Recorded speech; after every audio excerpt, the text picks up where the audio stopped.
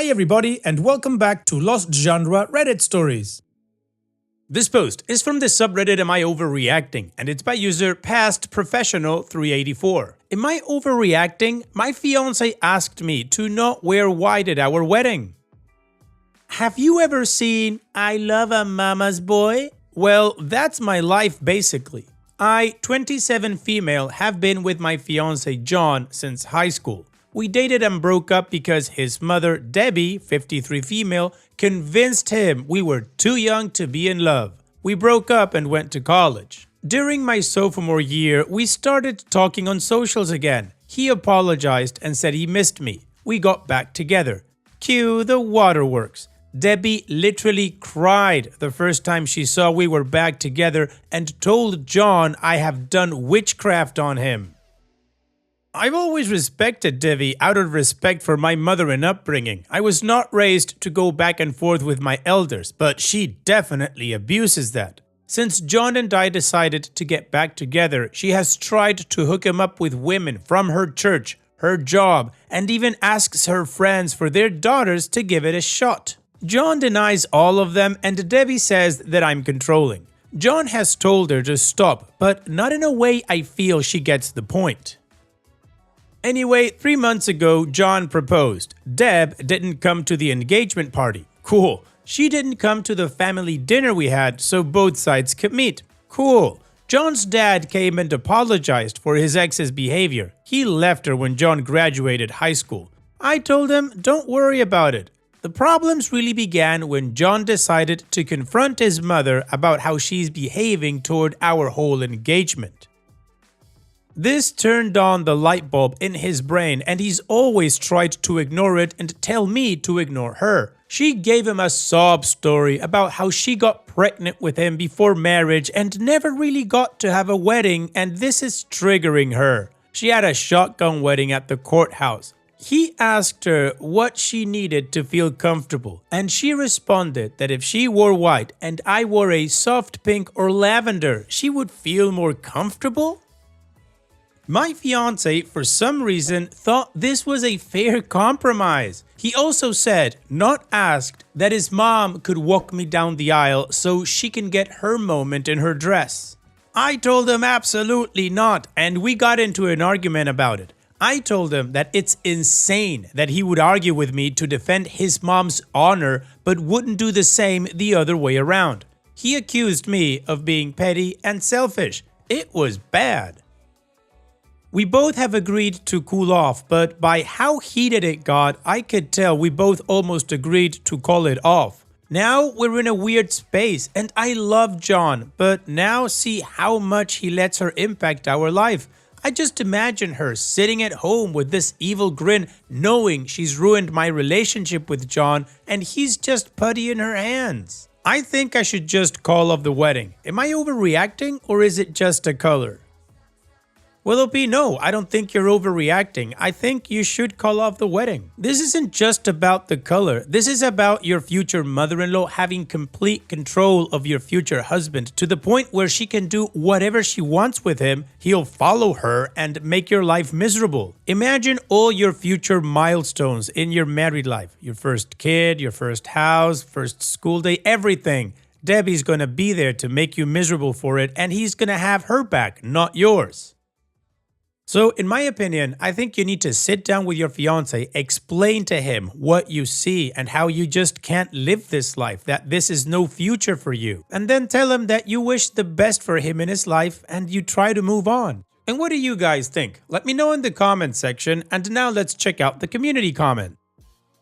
Anon466544 says, you're not overreacting, but do you want a husband who will prioritize his mother's feelings over yours? Because this will not change after you get married. This is him showing you his priorities. And OP responds, I have felt like he was trying to stand up for me. Even when he left our home, he was livid and on a mission. I have no idea what she said to him for him to do a 180. TZDClose3252 says, clinical psychologist with family therapy experience here. I can say this because it's anonymous. Run. Staying with him will mean long-term war that you cannot win.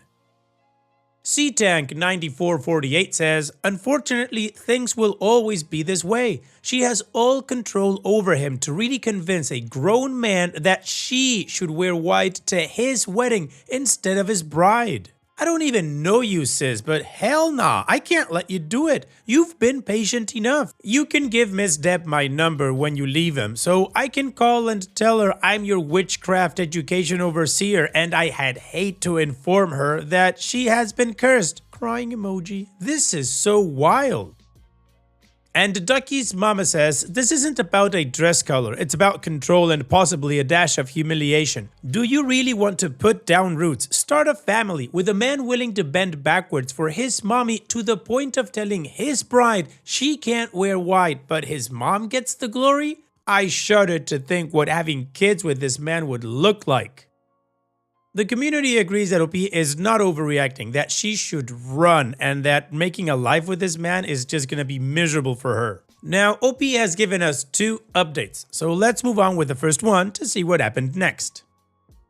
Hey everyone, this is what happened since my last post. 1. I laid out a couple of talking points that I couldn't articulate over the rage.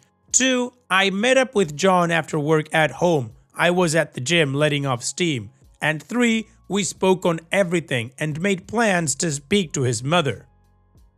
John came home remorseful. He told me he was anxious about it and brought it up to a coworker and friend about how I don't want to compromise. Apparently his friend, God bless his soul, went off on him about him being cringy. This angered me. So when I say it is a problem but another man tells you and now you see the other side, I brought up my talking points.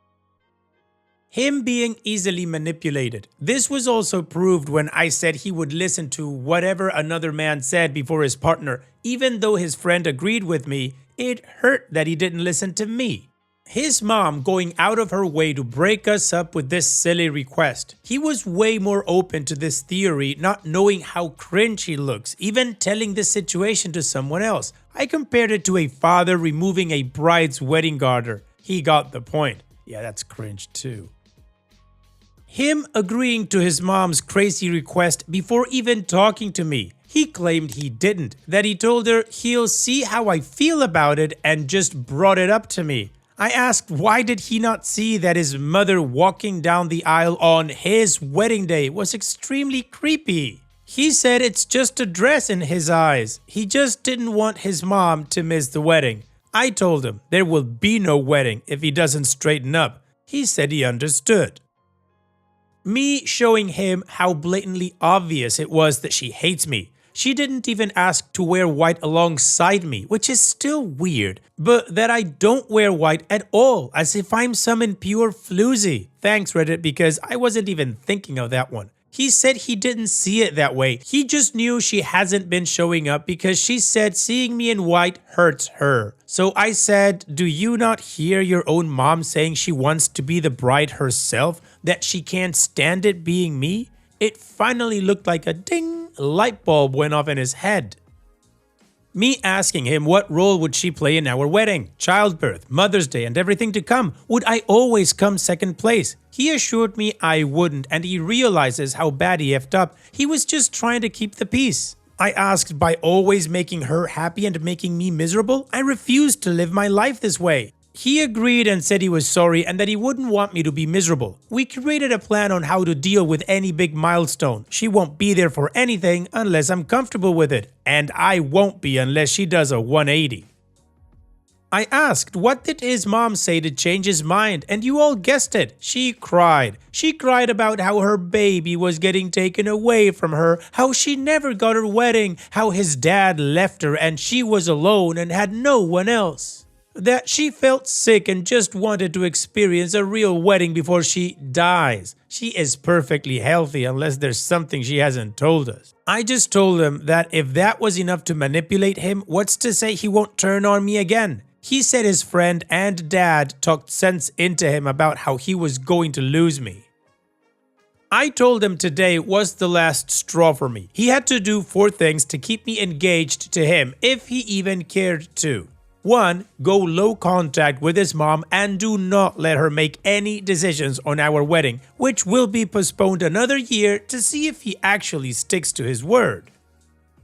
2. He has to go to counseling, individually and couples counseling. 3. He has to speak to his mom with me present about her behavior toward me because every time he goes by himself, he comes back with the reason why he left it alone. And 4. He must create strong boundaries and learn to uphold them. He agreed to all of it.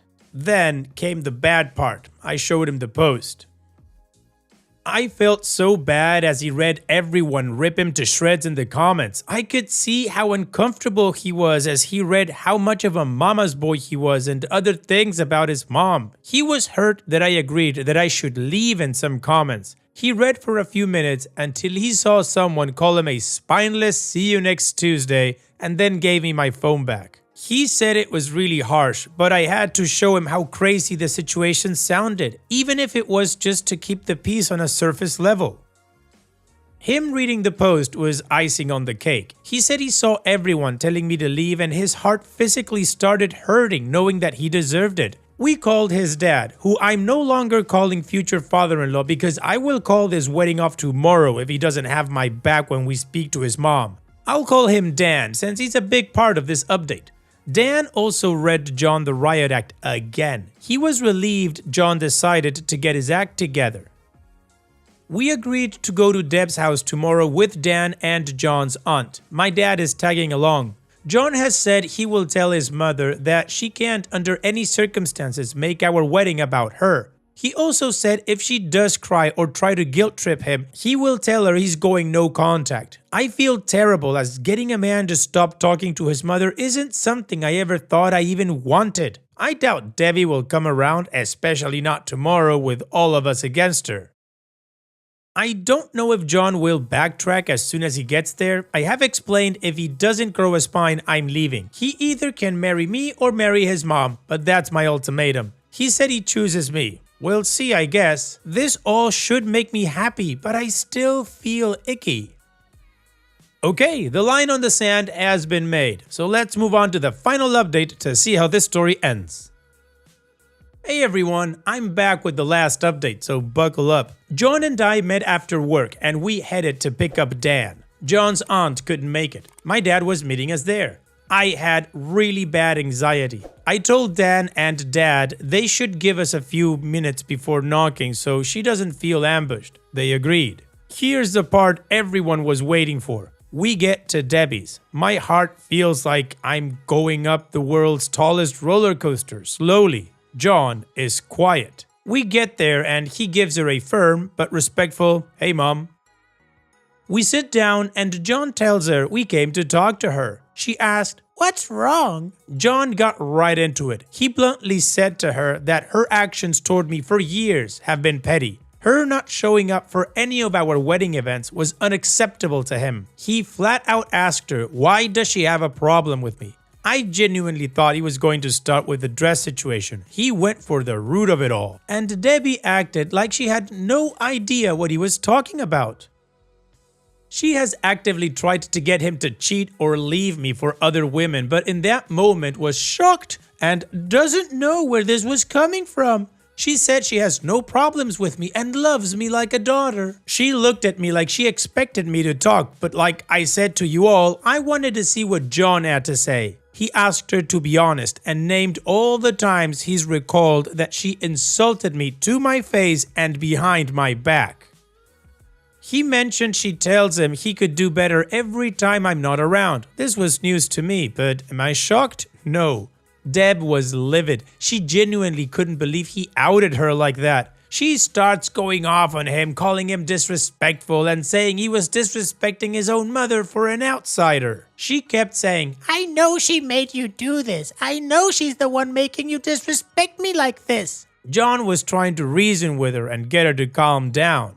I text Dan and my dad to come in.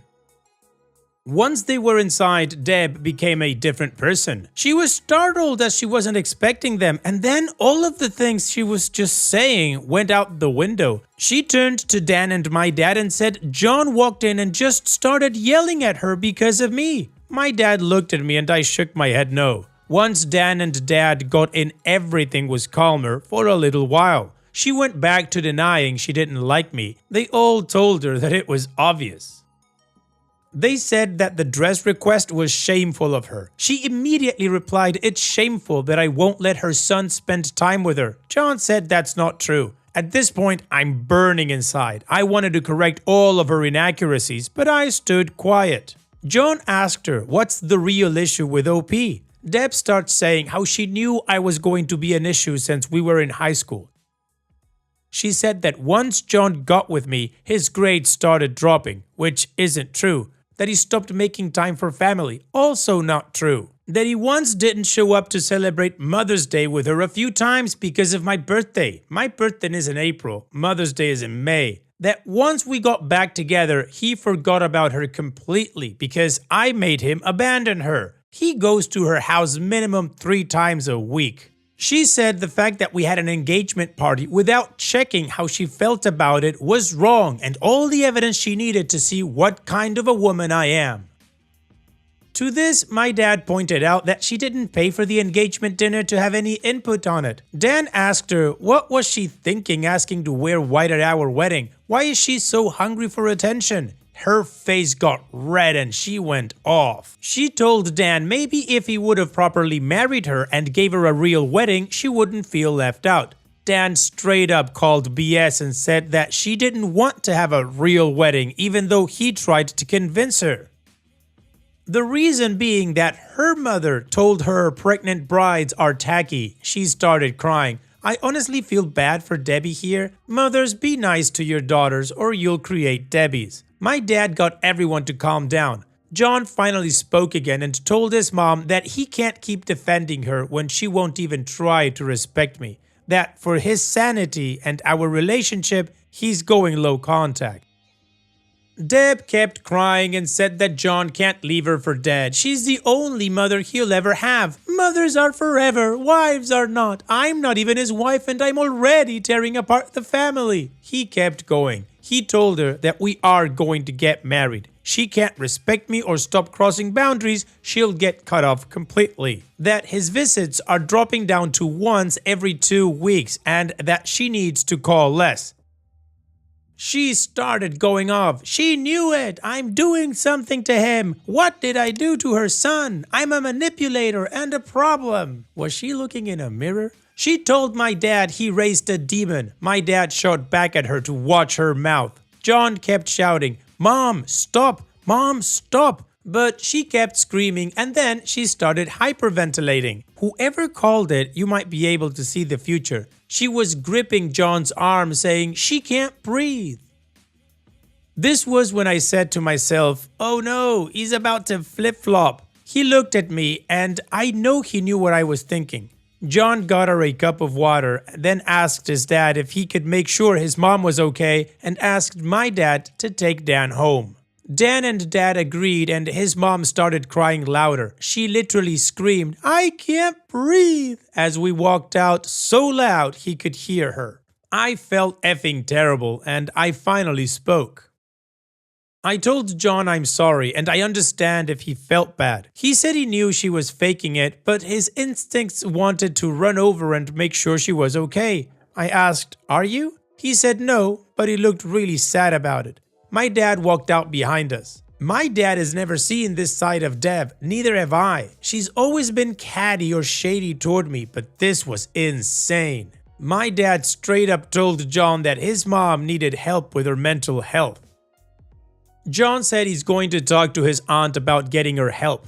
We went home and John cried. He said he cried because he watched his mom villainize him and tell others that he just walked in and verbally abused her. He said it just reminded him of the times he would fight with his dad because his mom would say Dan would just come from work and yell at her for no reason. I guess it was deja vu for him. He was silent after she said that, so I do believe it struck a nerve with him.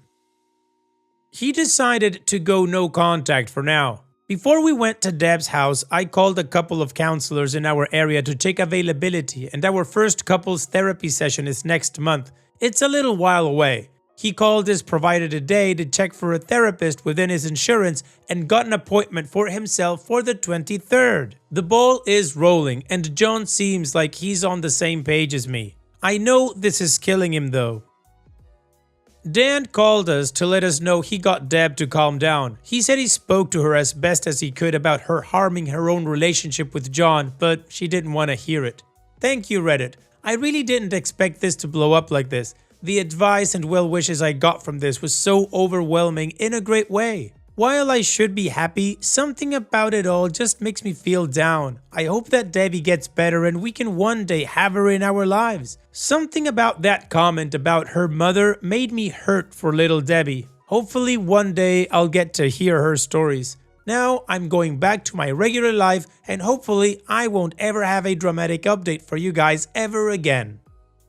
Well, OP, I understand your sentiment. Even though this is a huge win, it can feel bittersweet because sure, you'd want your mother-in-law to be a part of your life when your mother-in-law is a nice person who has your back, not like Debbie. So hopefully Debbie does get some help and gets her 180. But in the meantime, OP, you shouldn't hold your breath and just enjoy your life with John. Take care, OP, and thanks for sharing. And now let's finish this video with a quick mood booster post. This post is from the subreddit Malicious Compliance and it's by user Cheeseball Fondue, 4-year-old malicious compliance practitioner in training, French fry edition.